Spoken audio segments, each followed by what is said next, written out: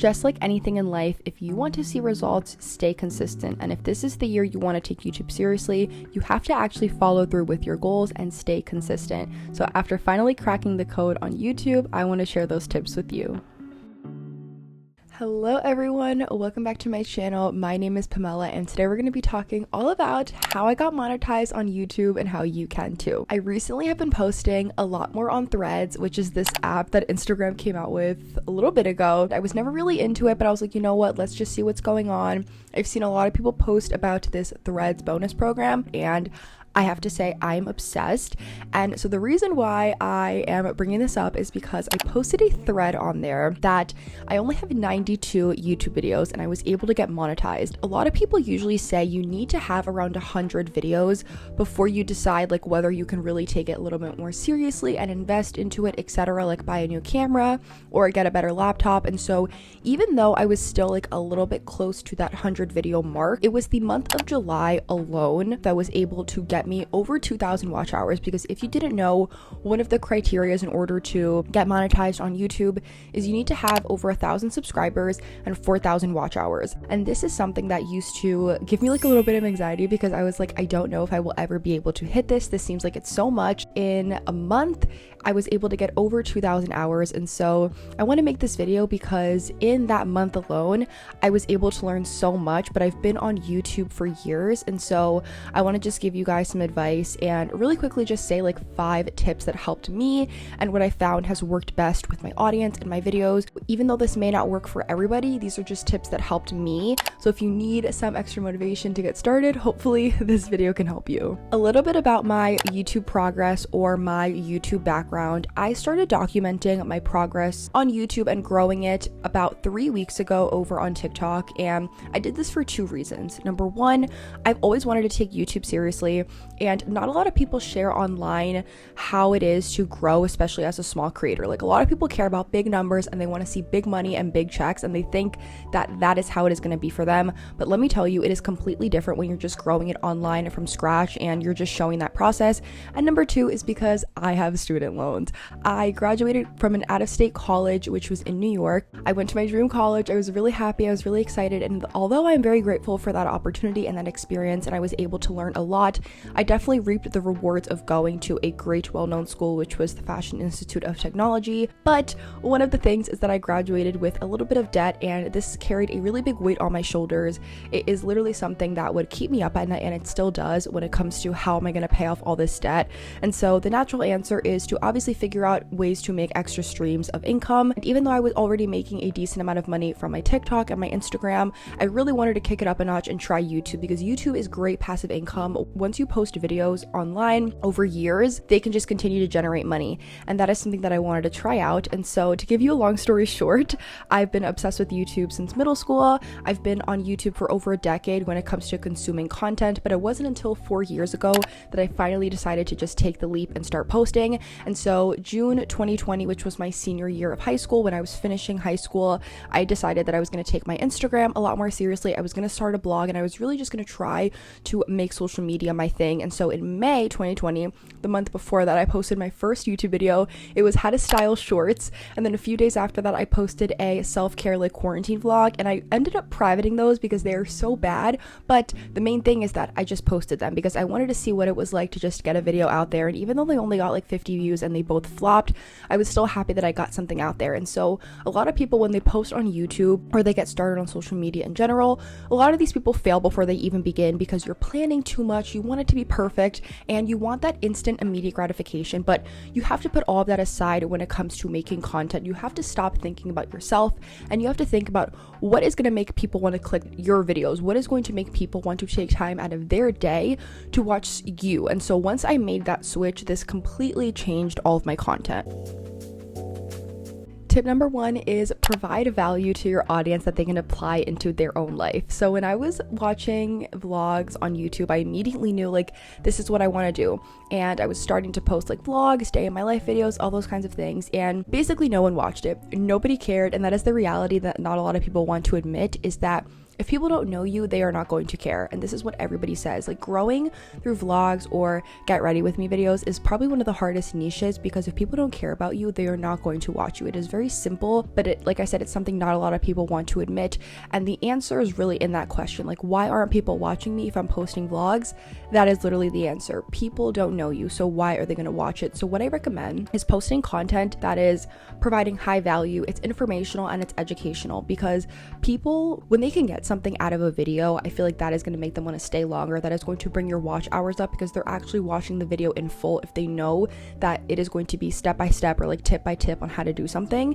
And it doesn't have to be like tutorial style. It doesn't have to be like, this is how you can do this. Literally just provide something that people can get out of your video. It can literally be a story time, an experience that you had, whatever it is. Just try to do that. And then what I recommend is using vlogs as a strategy to sprinkle them in between those videos where you're giving advice, and that way people can still get to know you and your personality. And that is exactly what I did. I was providing value on TikTok. I was doing a lot of videos on how to grow on social media, how to write an email, how to partner with brands as a small creator, all of those kinds of things. And those videos did really well, but I didn't want to just be known for tips and advice videos. And so what I started doing is I was sprinkling in vlogs and day in the life content that had a different element to it. So I wanted people to get to know me and my personality and a little bit about my life. But there was one kind of like unique aspect to me, which was that I was attending fashion school in New York, and this is something that not a lot of people get the chance to do, and I knew that that could be something I could play along with. And so I was doing day in the life videos, and I was doing like day in the life vlogs, all those kinds of things. But in the beginning, or on the text on the screen, I would say day in the life of a fashion student in New York, and I would show what it was like to commute from New Jersey to be a student that was not living in state or was dorming and was just doing like a little bit of the different typical kind of college student experience, because FIT is a very commuter based school. Not a lot of people really dorm there. It's not a party school.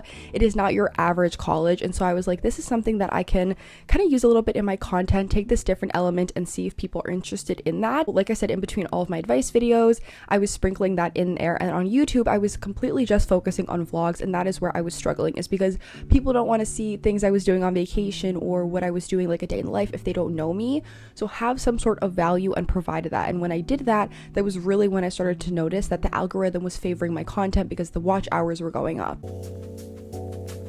Tip number 2 is add relevance and relatability from your own life into your content. So this is a little bit of number 1, but this is still a little bit different. So in July 2024, which was just a few days ago, I got 3,841 watch hours. I posted 14 videos in total on YouTube, which is definitely a lot, but I was willing to put the work in. And so July in general, it was a very life-changing month for me. I started off 2024 very weird. Like the first 6 months of the year were just very, very off for me. And it wasn't until July that I realized we're already 7 months into the year, and I've already been a post-grad for 7 months, and I wanted to change my life from the ground up. So I started with my mindset, and then I got into my physical health and wellness and my well-being and reading and taking time offline and just constantly focusing on like what other people were doing. And I literally just focused on me. And also it really helped because the entire month of July, my sister was actually studying abroad in Ireland. And so for the first time in years, I was literally going to be alone for a very long period of time, because my sister and I do everything together. And so I was like, this is going to be so weird, because I'm not going to have her, I'm not going to have anyone to like do things with, and I'm literally going to be alone like basically every day for a month. And that was a lot. Like a lot can change in a month. And so with this time off, I decided like I'm going to embark on this solo journey, and a lot of that started to reflect into my personal content and the things I was posting. I was doing a lot more advice videos and things about mindset, morning routines, night routines, all those kinds of things. And I was starting to talk about things that I was currently going through, but also things that I had gone through prior in like the previous years.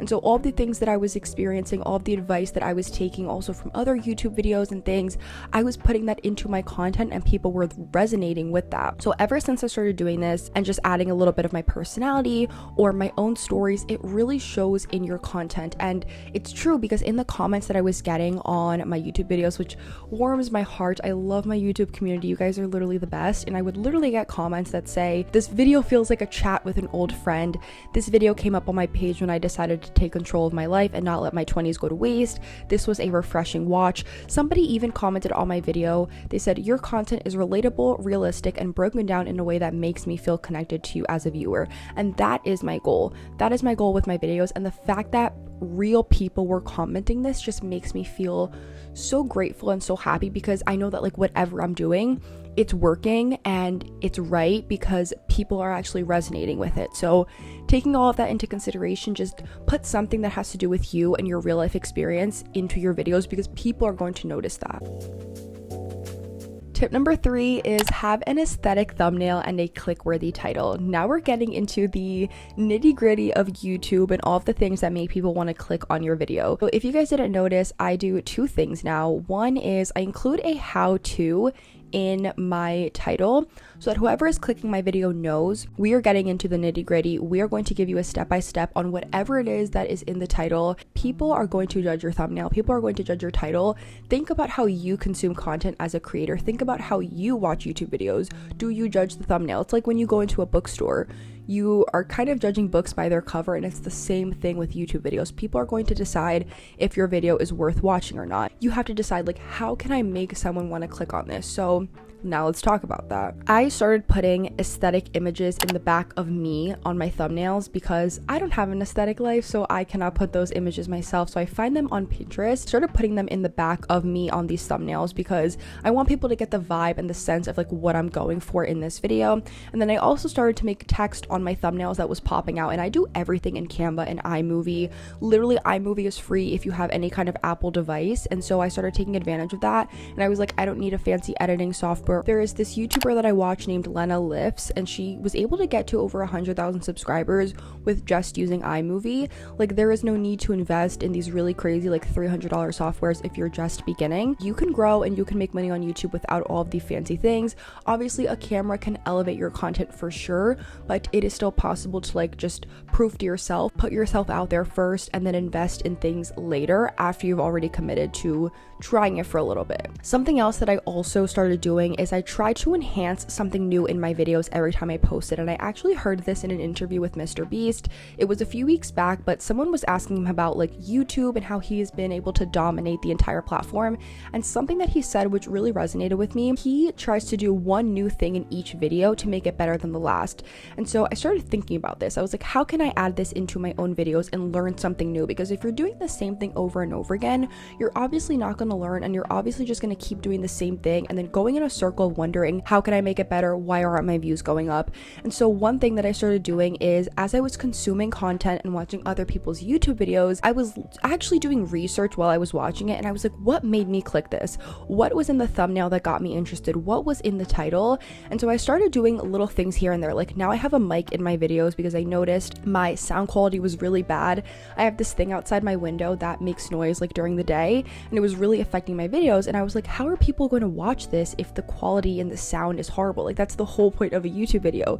And so I started using my $50 podcast mic from Amazon, and now my videos are great. It takes me a little bit more time to edit to match up the audio, but it's so worth it. I also noticed that my thumbnails needed to be a little bit different. The text had to be on top of me instead of at the bottom, because the timer of how long the video is shows over the text if you put it too low on the thumbnail. So I started putting it above me where there's nothing really on the thumbnail that can cover that text. And someone also commented on Threads that they noticed my thumbnails like literally popped off the screen, and that made me really happy because I was like, okay, people are noticing these little changes and these little things that I'm doing. I also started doing little transitions in between my tips. So I'm telling you, like, in each video, try to do something new that can also help you learn, and also learn from your audience and see what videos are performing better and what things or different elements did you add into that. Tip number 4 is have a consistent schedule, but actually follow it. So in July, I posted 14 YouTube videos, which meant that I was doing about 3 videos a week. And that was the schedule I gave myself because I knew that I could work with it. I have a little bit of a more flexible schedule compared to other people. I work from home, and that is just what I prefer because I feel like I can get a lot more done. So if you care more about numbers and analytics, like all those kinds of things, YouTube Studio has a settings in analytics that shows you what time of the day people are most active on your channel. And if I'm being honest, I've only used that settings in analytics one time, and it was towards the end of July. But the rest, like the beginning of July up until the last week, I was just posting whenever I wanted. I wasn't really caring that much about the numbers because if I had a video ready to go, I would literally just schedule it. So for example, I went to Florida 2 weeks ago. I knew that I was going to need to have videos out, so I pre-filmed filmed 5 videos and my flight was on Tuesday. So Sunday night I edited and I scheduled the video for Monday, had my flight Tuesday, scheduled another video for Wednesday, and then I had another video scheduled for Saturday. Saturday, that video was the how to find your spark one, and that one is my best performing video on the channel so far. But the point is that I knew I was going to be on vacation and I still pre-filmed all my videos and I got them ready for my audience beforehand, even though it meant I was going to be sitting up on my computer longer, and even though it meant I was going to be editing longer and staring at my screen all day. It was worth it and it paid off because pre-filming all of those videos just had my mind off of it while I was on vacation. I was able to enjoy my trip. I stayed consistent. I kept going. I had the late nights editing. I had the early mornings filming, even with a bunch of other things going on. I treated it with real care and responsibility, unlike all the other years that I kept saying, like, I'm going to do it, and then I never did. I showed up and it really paid off because in a month, this is what happened where my channel really just exponentially grew, and not at a crazy rate, but at a great rate that really was able to drive me to monetization. And when it comes to planning videos, have days that you can pre-film your content or just film in general. So for YouTube and TikTok, I like to film on Mondays and Tuesdays, and then Wednesday through Friday, I like to just spend it on editing and scheduling out the content. And this has been best for me because I can pack all of that filming into just 2 days, and I don't have to show up every single day to film. I don't have to be on and have my makeup on and my hair done like every single day. I just carve a little bit of time like throughout the week, maybe an hour or two, to just figure out like notes and planning for other videos throughout the week. But just having 2 to 3 days where you film and then 2 to 3 days where you can edit works best for me. So just see what works best for you. Tip number 5 is write ideas down and execute quickly. So I use Asana to plan all of my content. I do this for all of my branches of content because in case you guys didn't know, YouTube and TikTok and Instagram, like those aren't my only forms of social media. I also have a media company, and that is another way that I'm able to like make extra streams of income. My company is called Valdez Agency, and we do all kinds of content. And by we, I mean me, myself, and I. We do all kinds of content, and it is just the home for all of my channels. So I have my podcast, my newsletter, my blog, and an influencer branch where I create and just make content in all different kinds of forms. And so I do this all on my own, and it's been years of me doing this. It's been years of me just getting to know different apps and platforms. It was not an overnight thing, but it has paid off because it taught me to plan, execute, and post with my content. So Asana is free, and I have different boards, which are also kind of like folders on there. And this is where I keep track of all of my content ideas. So when I think of something for my podcast, I put it on there. When I find a cool idea or like a cool article for my newsletter, I go and I put it on there. When I have a new YouTube video idea, same thing, I put it down there. And when I'm home on my laptop or on my monitor,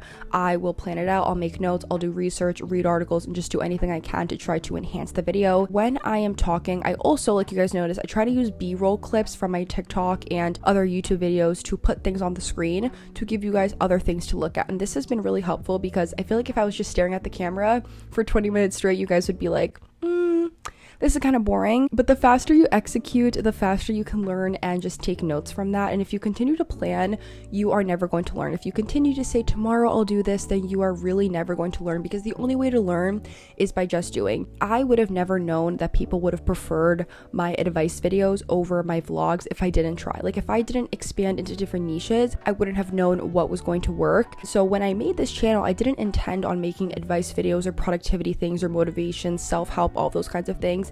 I never planned on doing that. I was just going to do vlogs and things that were interesting to me. But when I tried new things and I saw that people liked it and I saw that the analytics showed it too, that is when I knew I was onto something. So I really just took advantage of that, but it was because I went out there and I actually tried. To end off today's video, I want to do something a little bit different and end it off with a Q&A / like rapid fire answering questions of some things that people were asking me over on Threads. I didn't answer every single question, but I have a few. So number 1 is, how do I get ideas and prepare for them? How do I make time to edit while doing other things like my TikTok, my podcast, and my newsletter? So like I said before, I use Asana to plan and prepare for everything. I do research and I watch other YouTube videos, I read articles, etc. It really just depends on the type of video. Like if it's more advice, I really sit down with myself during the week and I carve out time during my day, like either in the morning or the afternoon, maybe like 2 hours or more, and I really just like make notes and I plan videos. And the best ideas really come from me just like doing other random things or filming other things and other types of content. If I just just sit down and I forced myself to think of ideas for an hour, that would just not work. Like the best ideas really come from me just doing random things. And the way that I balance posting on all kinds of platforms, if I'm being honest, like it has been years in the making. I did not do all these things overnight. I've been on social media for over 4 years as a creator, but I have been consuming content for well over a decade. It's just been years of me learning and trying to do different things, and I would focus on one platform at a time. So when I first started on social media, it was just Instagram for like 6 to 8 months. Then I moved on to TikTok and I did those both at the same time while I was doing my blog.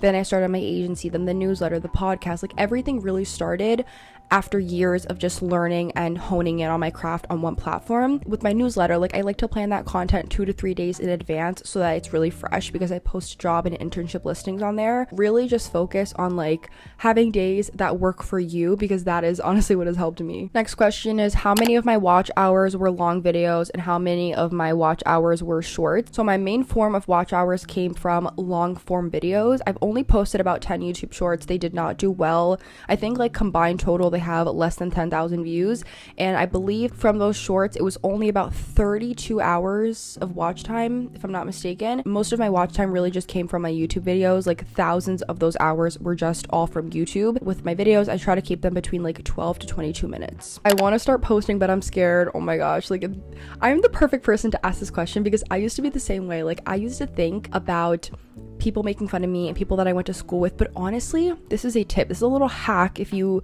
are always worried or scared to post on social media. Put things into a bigger perspective, and then you really realize, like, why did I even feel this way in the beginning? So for example, when it comes to posting content, I literally think, I'm like, we are sitting on a floating rock in the middle of space. Like, why do we care that someone we went to high school with, that's probably like, they probably peaked in high school and they think that making fun of you is fun? Who cares if people are going to send your posts or make fun of you or send it to their friends on Instagram? I could literally care less. At the end of the day, like, I'm the one that's sitting in my room and I can make $1,000 from a brand deal. You are the one that is just going to be at the end of the day miserable because you're making fun of people, or you're always constantly hating and you're jealous of others. When I put that into perspective of like, we're literally on a floating rock, who cares?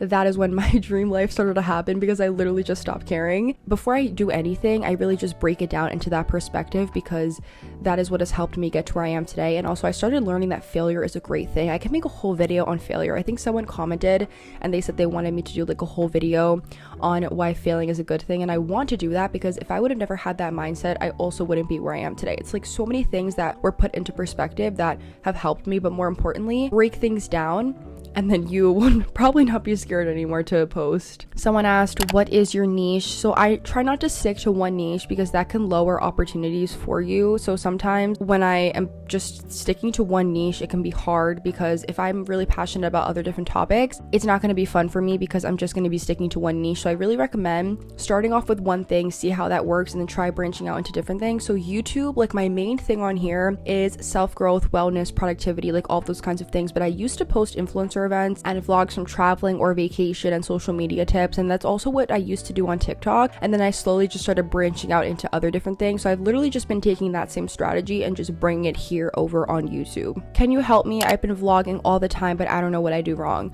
So vlogging is where I think you may be going a little bit off, because like I said before, if vlogging and just making content about you is all that you do, it's going to be hard for people to care about it. People don't really resonate or like watch my vlog videos, and now I'm realizing like the content or the watch hours is really in my self-help / like advice and productivity videos, because people want like advice. People want to know how can they change something, or how can it resonate with their life. So when I switched that over and I started figuring out I'm passionate about this, let me see if other people are, that is what ended up really helping my content skyrocket. Because with my vlogs, I would never get past that 400 view mark, and then when I made that switch and I tried something new, that was really when things picked up for me. So try that, like try to just sprinkle the vlogs in between other kinds of videos that are a little bit more informative, and then see just how your content does, because I think vlogs are a great way for people to get to know you and get to know your personality, but it should definitely be sprinkled in between other kinds of content. Someone said, spill the tea, how did you hit it so fast? So honestly, this whole video was just a breakdown of that, but